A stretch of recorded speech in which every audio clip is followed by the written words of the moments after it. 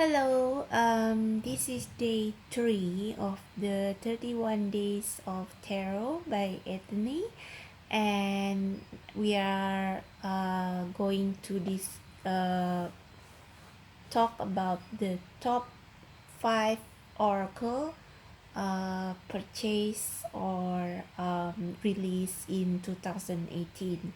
So I don't have all of my top 5 with me. Two of my oracle decks are in my parents' house uh, where I spend my weekends at.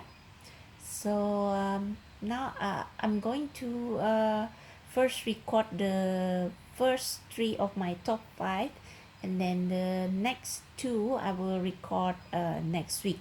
So I hope that's okay because my decks are kind of scattered in 2 places.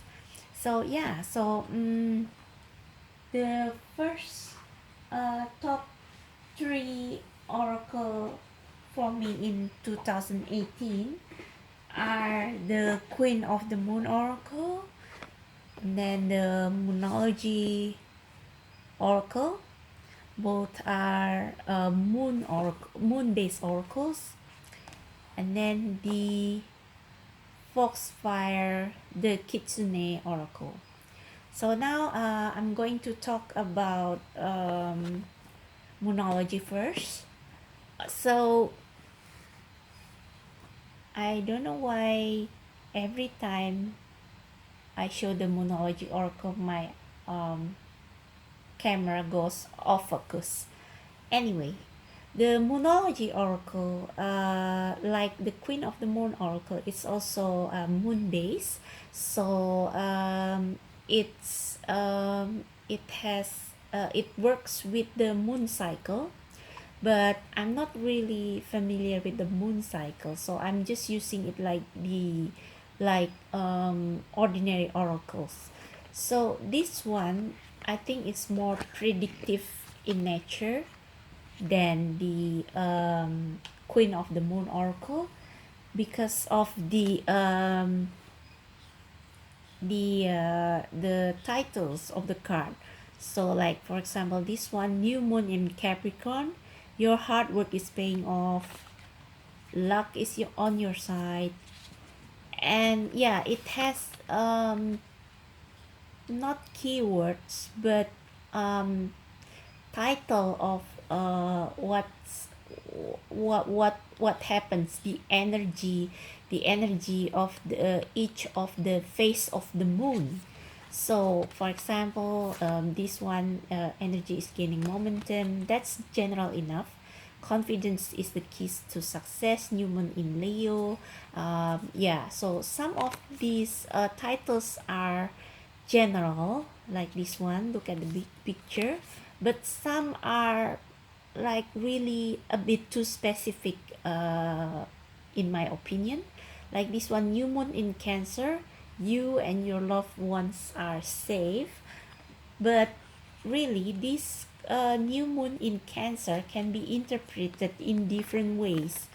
So let's see, new moon in Cancer.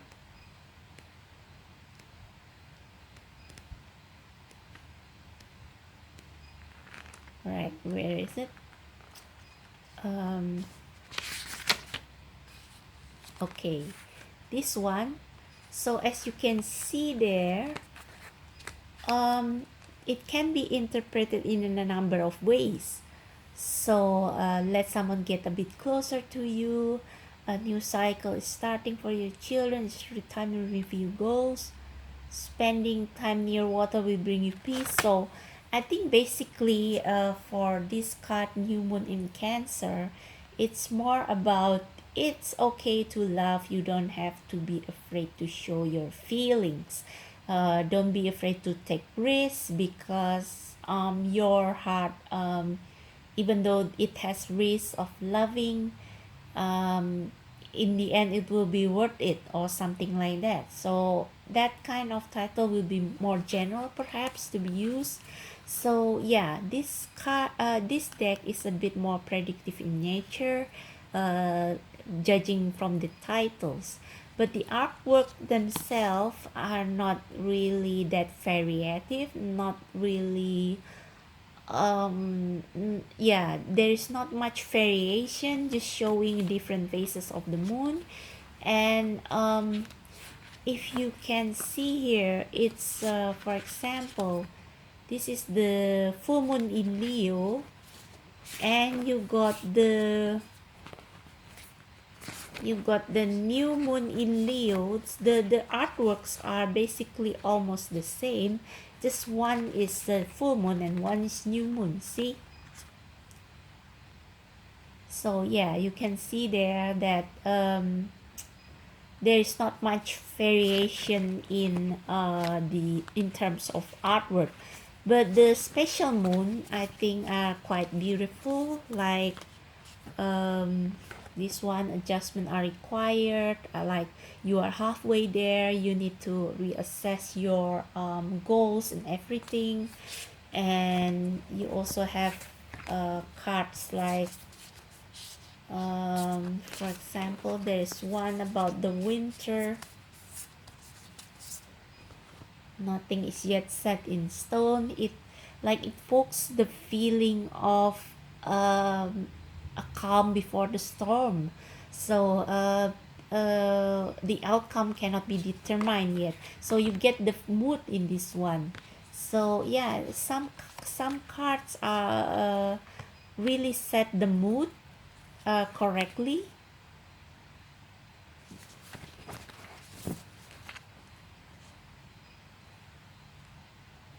Like this one, what do you need to release? So it's waning moon. It's about the winter scene. Shows the feeling of release, of period of rest, and releasing of what has transpired in the previous year. It's more like end of the year card.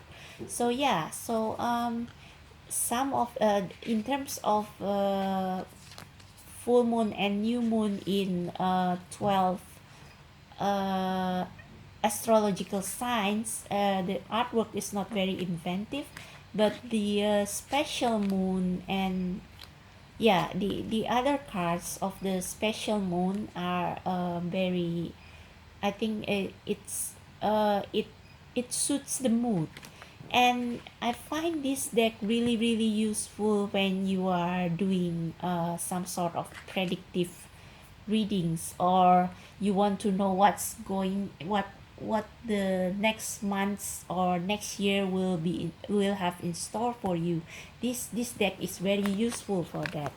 So yeah, the guidebook is also very helpful in showing the meaning of the card, and then also the additional meanings and the teaching of the message that the card is trying to say. And there are also some spreads that you can work with, and also some information about the moon phases. So yeah, this deck is really really cool, and I really love the matte finish. I've been very attracted to matte cards lately when it comes to oracle.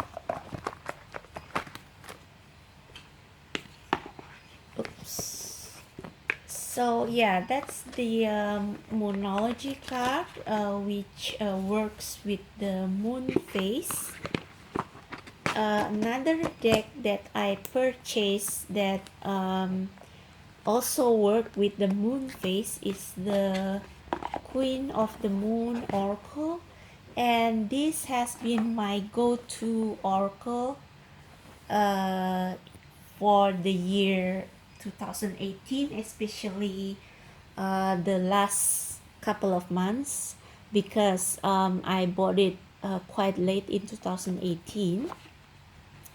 So for this card, it's more, if the Moonology card is more useful for prediction based readings, but this one is I think it's really this uh, oracle deck is more useful for teaching and guidance, not teaching. Okay, I'm not a teacher. It's more useful for guidance. So yeah, it also has a special moon, waxing moon, waning moon, but it's not divided into moon in it doesn't incorporate the astrological signs, so it's more like working with the moon phases, the from the the waxing, from new moon to waxing moon to full moon, and then the waning moon, and then back again. And also the all the special moon like super moon, wolf moon, and yeah. So I I really love this oracle deck because it the artwork is very beautiful and rich and vibrant, and also very variative, but still very cohesive and coherent. And yeah, like this wolf wound, it really expressed the hunger, like it really brings out the mood. So it really shows the hunger inside you, what you must feed. Don't feed the negative hunger, but feed them with something positive.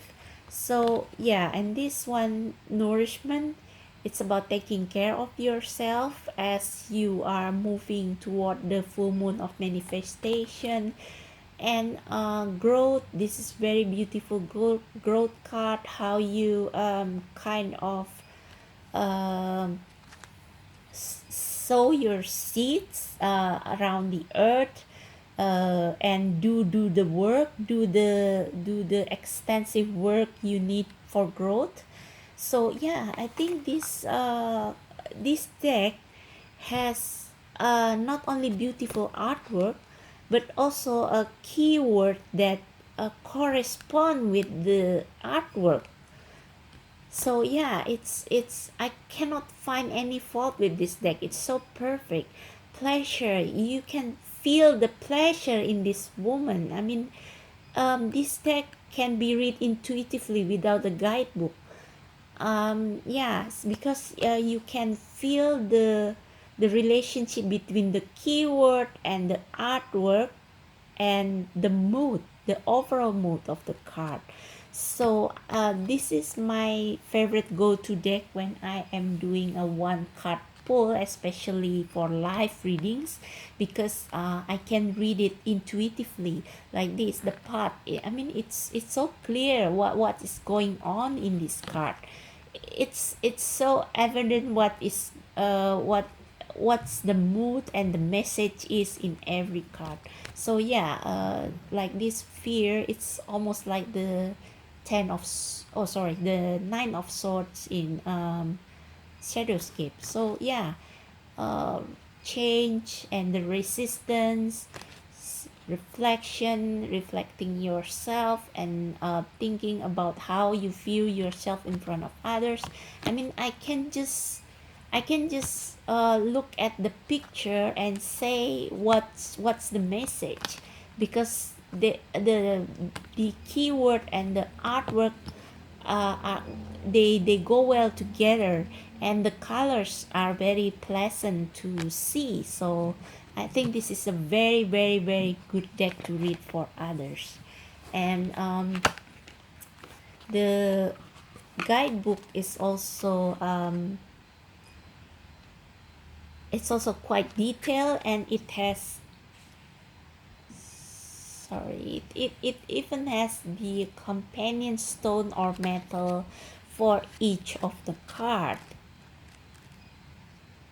and it also has spreads to use, and the explanation of the moon phases. So very much, I mean, it's almost like the Moonology oracle, but it's broader, I think.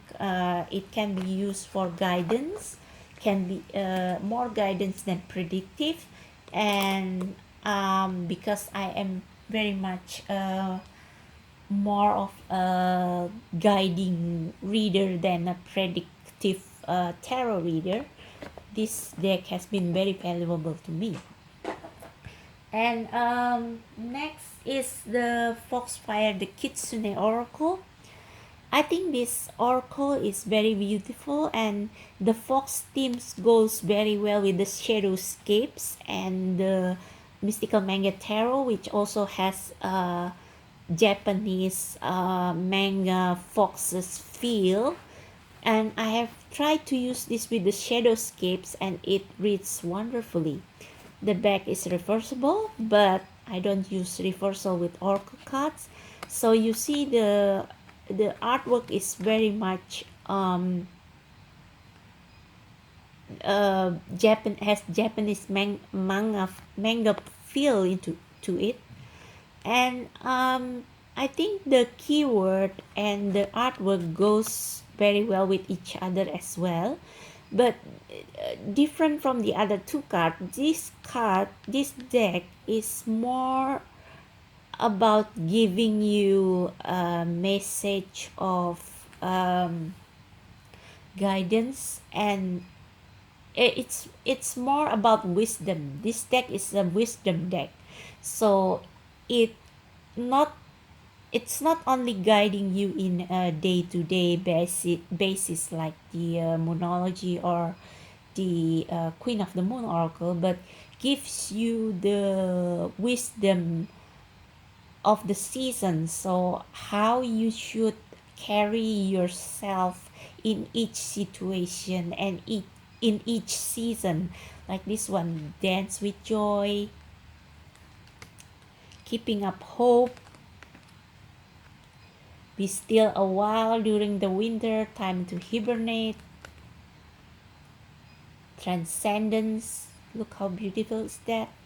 The how the fox spirit transcends. The noble one,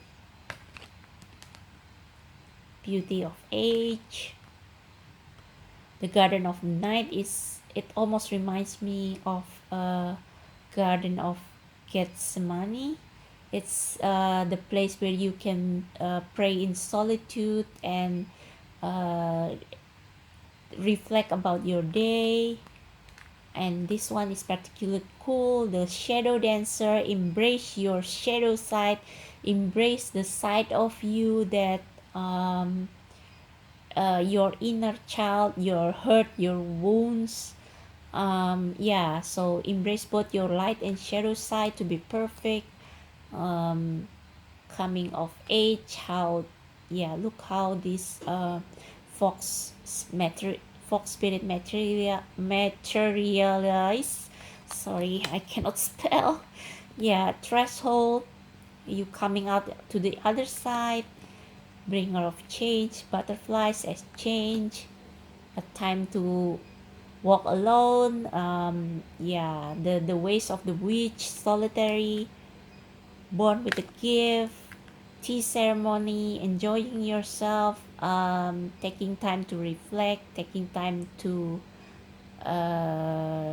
for self-care and self-love, time to restore, rejuvenate, time to rest, make a wish, sentinel. Yeah, I mean, I can go on forever. These cards are awesome. So yeah, it's very beautiful, and it can be used as a companion to the shadowscapes and the mystical manga tarot. Okay, I won't go on for any longer, because otherwise the video will be too big for me to upload to YouTube, and I don't want to upload another low quality video. So those are my top 3 oracle cards, oracle decks for 2018, and I will record a second video for the other 2 oracle top Oracle decks for 2018. So yeah, I hope you enjoy that. See you in the second part.